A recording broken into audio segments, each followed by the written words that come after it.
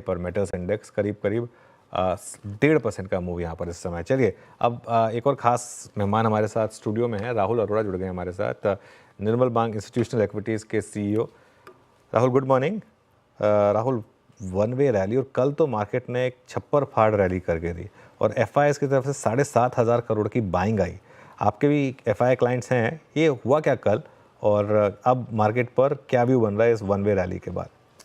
तो good morning Anuj, thank you for having me on the show.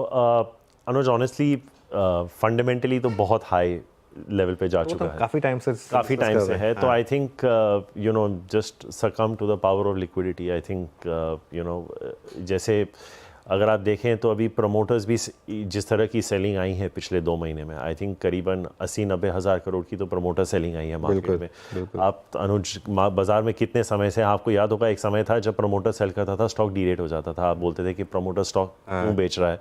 अब line लग जाती है कि प्रमोटर बेच रहा है, खरीद लो। प्रॉब्लम ये भी है कि डोमेस्टिक्स में 1.5 से 2 लाख करोड़ की लिक्विडिटी पड़ी हुई है, कैश पे है सब, कैश पे है उतनी। तो मैं कैश लेवल की बात कर रहा हूँ। तो अगर आपका स्टॉक गिर रहा है और आपको क्वार्टरली परफॉर्मेंस का प्रेशर है तो आप ज़्यादा वेट भी नहीं करते अगर काउंटर सेलिंग पॉइंट है। अब ये पैसा पॉइंट ये है कि जो SIP तो आ रहे हैं वो तो आ ही रहे हैं, ऊपर से अगर प्रमोटर का भी पैसा आ रहा है तो ये मेरे अंदाज़न अनुज, अगर आप पिछले 2 महीने का डेटा देखें 80-90 हज़ार करोड़ ये 2-3 जगह ही जा रहा है, या तो ये मार्केट में वापस आ रहा है, या प्रीमियम रियल एस्टेट में जा रहा है, या गाड़ियों में जा रहा है। आप तीनों एंगल्स के सेल्स देख लीजिए, कमाल के हैं। तो आई थिंक FIs का अनुज ये है कि आई थिंक जो वो मैं एक इन्वेस्टर से बात कर रहा था सिंगापुर में, जो ट्रंप और हैरिस का जो डिबेट हुआ था उसके बाद मैंने उनको पूछा कि what did you make of it, और उनका एक ही लाइन का जवाब था, they don't seem to have a clear policy either which ways. तो जीत के आएंगे, दोनों में से एक ही जीत के आएंगे, पॉलिसी क्या होगी। बट तो मैंने उनको पूछा कि सर इसके चलते जब इंडिया के रेट कट्स होने वाले हैं US में, कहता है कि आपकी इकोनॉमी 6.5-7% अभी भी ग्रो कर रही है ना, आपको फ्लोज मिलेंगे। You know, so that is the mindset right now कि अगर ग्लोबली इस वक्त इंडिया के आसपास किसी का ग्रोथ रेट नहीं है और ग्लोबल पॉलिसीज ठीक ठाक नहीं है, हमारा एक्सटर्नल सेक्टर अनुज बहुत अच्छा है। आई थिंक किस्मत अच्छी रही है कि पिछले हफ्ता 10 दिन से क्रूड 65-70 के बीच में चल रहा है। हमारे रुपये ने काफ़ी हद तक बहुत अच्छा बिहेव किया है, कोई खास उथल पुथल वहाँ नहीं आई है। हमारे फॉरेक्स रिजर्व्स ठीक ठाक हैं and you are getting into a rate cut cycle. अभी वो 25 हो 50 हो वो एकेडमिक है, बट पॉइंट इज आप रेट कट साइकिल में आ रहे हैं। तो आई थिंक अगर आप ग्लोबली देखें जियोपॉलिटिकल सिचुएशन में एंड ऐड टू दैट कि ठीक है 2 महीने में US इलेक्शंस हैं, लेकिन अगर कोई क्लियर पॉलिसी वहाँ पे नहीं है तो I think we could be disproportionate beneficiaries of global flows. वो एक ऑप्शन वैल्यू बन जाता है अनुज, क्योंकि आज की डेट में इंडिया वहाँ खड़ा है जहाँ हम FIs को बोल सकते हैं आना है आओ, नहीं आना है मत आओ। लेकिन अगर आप आ गए तो आप अगर आप नहीं आ रहे, जैसे वो गाना है इसमें तेरा घाटा मेरा कुछ नहीं जाता, but I think like you said Anuj, I think we just have to bow down to liquidity। कुछ चीज़ें समझ में नहीं आती। आप मुझे अगर वैल्यूएशन की बात करें तो काफ़ी हद तक स्ट्रेच लग रहे हैं, बट पैसा आ रहा है तो make hay while the sun shines. Okay, बिल्कुल एक सही गाना वैसे वो। निफ्टी वापस नीचे आया बाय द वे, एकदम से ग्रीन में जाने के वाला था लेकिन वापस फिर रेड में आया, 60 पॉइंट नीचे फिर से एक बार, और बैंक निफ्टी भी। अच्छा Rahul, Bajaj housing finance apply किया गया आपने? अलॉटमेंट तो खैर नहीं मिला होगा लेकिन अप्लाई किया गया, और इस समय व्यू क्या है इस पूरे सेक्टर पर? क्योंकि HDFC के जाने के बाद एक ज़रूरत थी कि एक थोड़ा सा बड़ा प्लेयर हो, जैसे LIC हाउसिंग है लेकिन फिर भी शायद वो मार्केट प्लेयर मिसिंग था, तो अब बजाज हाउसिंग फाइनेंस आ जाएगा यहाँ पर। इस सेक्टर पर क्या व्यू है आपका? देखिए अनुज, 10.5% की यील्ड है, 0.1% का NPA है, एंड ग्रोथ रेट तो what Bajaj finance has given you historically it has given you. यही है कि आप कितना डिफरेंशियल देना चाहेंगे पूरे सेक्टर के मुकाबले, क्योंकि अगर आप ट्रेलिंग पे देखें तो it's coming at about 3.3-3.5 times trailing. अगर आप पोस्ट डाइल्यूटेड बेसिस देखें और अपर एंड ऑफ द वैल्यूएशन भी देख लें तो आई थिंक 2.5-2.7 के आसपास आ रहा है। ये तो जाहिर सी बात है कि जिस दिन लिस्ट होगा वो 1x to 1.5x तो आपको दे ही देगा। तो आई थिंक पॉइंट ये है कि जो 2.5-2.7 का जो अभी मल्टीपल है वो अगर लिस्टिंग के दिन ही 4-4.5 हो जाएगा, then you are talking about Anuj a company that has to grow 35% plus. क्योंकि आपको याद होगा जब बजाज फाइनेंस, HDFC वगैरह को या डीमार्ट को ये वैल्यूएशंस मिलते थे, these companies used to grow between 30 to 40%। तो क्या ये सस्टेनेबल होगा? मुझे लगता है अनुज ये इसके चलते आपको BFSI में अगर थोड़ी सी री रेटिंग आए आपको वैल्यू ढूंढना चाहिए। मुझे लगता है कि हम बजाज हाउसिंग की बात करें, आप रेपको होम फाइनेंस देख लीजिए, 0.7 टाइम्स प्राइस टू बुक पे आ रहा है, उसमें भी आपको 20% की ग्रोथ आ जाएगी। हाउसिंग अर्बन डेवलपमेंट कॉर्पोरेशन हटको again coming to at about 2.7 times, almost 30% की ग्रोथ हो रही है। और Muthoot, again an NBFC, almost 23-24% ROE, again coming to you at about 2.2-2.3 times. अगर वो 2.5 तक भी चला गया तो आई थिंक पूरे जो NBFC सेक्टर में है अनुज, बजाज फाइनेंस के मदद से, जैसे बोलते हैं ना आप किसी के शोल्डर पे बंदूक लग के गोली चला रहे हैं, उसके चलते मुझे लगता है कि काफ़ी स्टॉक्स का फ़ायदा हो सकता है। मुझे लगता है कि Bajaj once it lists can go into a sideways consolidation for some time, but names like Hutco, Repco, Muthoot can still show you reasonable gains even from here because of the euphoria that Bajaj will create post listing.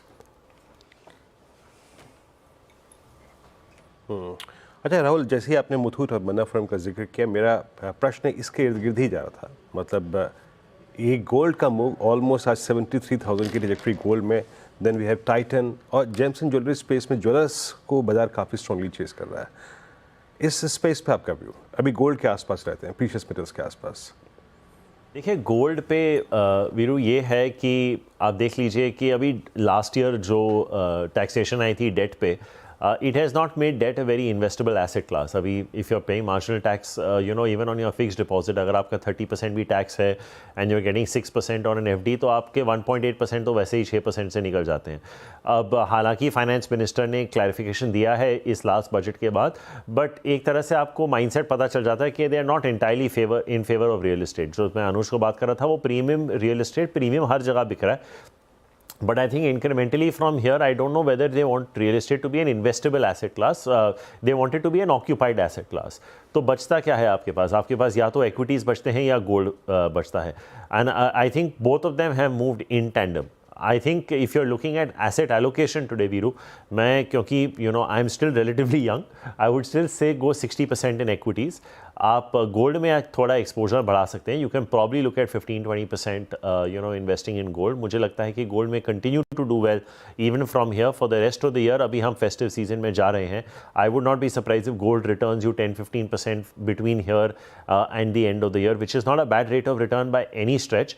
और जो बाकी का आपका जो 15-20% बढ़ जाता है, वो आप शायद एफडीज या डेट एसेट क्लासेस या रियल एस्टेट में डाल सकते हैं। But I would still view gold as a very investable asset class. और मुझे लगता है कि for the foreseeable future equities और गोल्ड में आपको शायद हो सकता है कि for some period similar rate of returns मिल सकते हैं।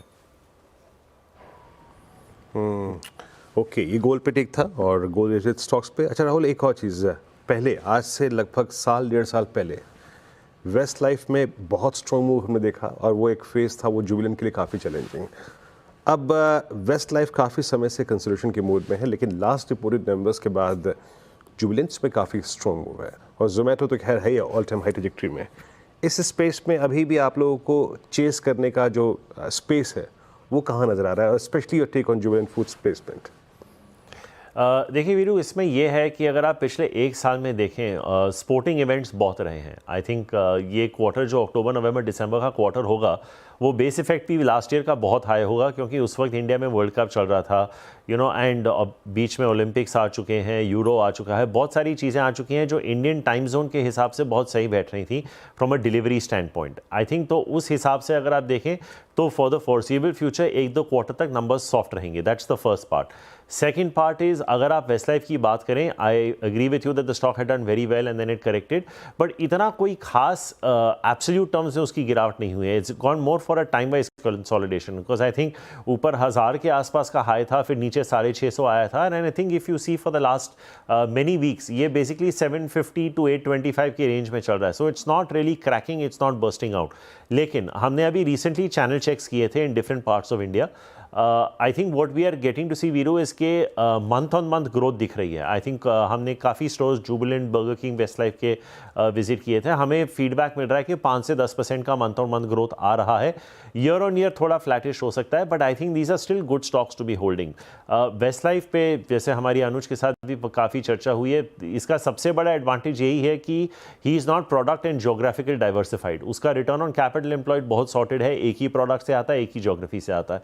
When you're tracking the others, बहुत सारे कुजीन आ जाते हैं, किसी का चाइनीज़ आ जाता है, किसी का बिरयानी आ जाता है, कोई टर्की में है, कोई बांग्लादेश में है, कोई श्रीलंका में है, तो बहुत सारी चीज़ें हैं जो अननोन हो जाती हैं। बट ये मैं मानता हूँ वीरू के Jubilant was technically very under owned, क्योंकि QSR में लोग ज़्यादा वेस्ट लाइफ में थे, देवयानी में थे, सफ़ायर में थे, तो एक टेक्निकल अंडर ओनरशिप था जो काफ़ी हद तक इस यहाँ पे मूव हुआ है।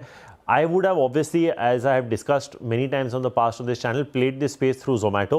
But अगर आपको QSR में आज की डेट में भी इन्वेस्टेबल होना है, आई थिंक 2 स्टॉक से ज़्यादा नहीं आपके पास होने चाहिए। उसमें से एक तो वेस्ट लाइफ होना ही चाहिए, दूसरा मेरे हिसाब से ये प्राइस पे या तो देवयानी या सफ़ायर होना चाहिए। आई would still not be very comfortable buying Jubilant at these prices. थोड़ा एक्सपेंसिव अभी भी वेस्ट लाइफ मुझे लगता है, बट आई थिंक अगर आप स्ट्रक्चरली होल्ड कर रहे हैं तो I think all of these could go in for a time wise correction. I think Zomato भी अगर आप देख लें 40 से चला था फ्रॉम द लो, तो it could be a short term consolidation, but long term I am Fairlie structurally positive on this entire space. Okay, एक आखिरी सवाल, कोई नया स्टॉक निकाला हो आपने जो आपको इस समय, जो हमने डिस्कस नहीं किया हो अब तक? तो जैसे अनुज मैंने कहा था, हटको इज़ वन, जहाँ की हमें लगता है कि 25-30% की ग्रोथ आएगी। I don't know how well it is tracked in the market, but 2.7-2.8 times price to book है। आई थिंक मार्जिन्स भी काफ़ी हद तक हेल्दी हैं, और जैसे मैं कह रहा था कि अगर Bajaj finance list at 4 to 4.5 और 5, this is coming to at literally half the valuation. तो I think that is one. दूसरा Anuj, I think we spoke about the fact that we downgraded the entire defence sector to a sell, तो I think वो था। And recently we have even downgraded Balkrishna industries to a sell. But 2 stocks auto एंक्स में देना चाहूँगा अनुज, एक है Sansera engineering और दूसरी है सुपरजीत। ओके, आई थिंक सनसेरा अगर आप देखें 18-19% की ROE ROC है, मार्जिन प्रोफाइल भी काफ़ी हद तक ठीक ठाक है, और बहुत कम ऐसे स्टॉक्स होंगे अनुज जो आज की डेट में 20 के PE से कम है। ये आपको 17-18 टाइम 1 ईयर फॉरवर्ड के आसपास मिल रहा है for about 20% earnings CAGR over the next 2 to 3 years. FY24 से 26 से अगर आपको स्ट्रेच करके 27 तक भी लेना है तो हमें लगता है कि 20 से 25% का earnings growth for a nearly 20% return ratio company coming to you at रफली अबाउट 16-17 टाइम्स। दूसरा Suprajit is a little more expensive Anuj, 30 times के आसपास है, बट वहाँ पे भी हमें एक रीजनेबली कंफर्ट है ग्रोथ पे कि ये आई थिंक 20% का ग्रोथ आसपास दे सकते हैं। तो while we are relatively positive on auto OEMs like Eicher and Maruti etcetera, but I think ये 2 हैं जो हमने रिसेंटली ऑटो एंक्स में भी इनिशिएट किए हैं जहाँ हमारा पॉजिटिव टिल्ट है। और एक आखिरी नाम मैं आपको दे दूंगा, IT में we are most positive on LTIM। We had a change of analyst at our end. I think that is obviously a large cap name, but LTIM is another name that we are fairly structurally positive on. Okay Rahul, बहुत बहुत शुक्रिया आज हमारे साथ जुड़ने के लिए।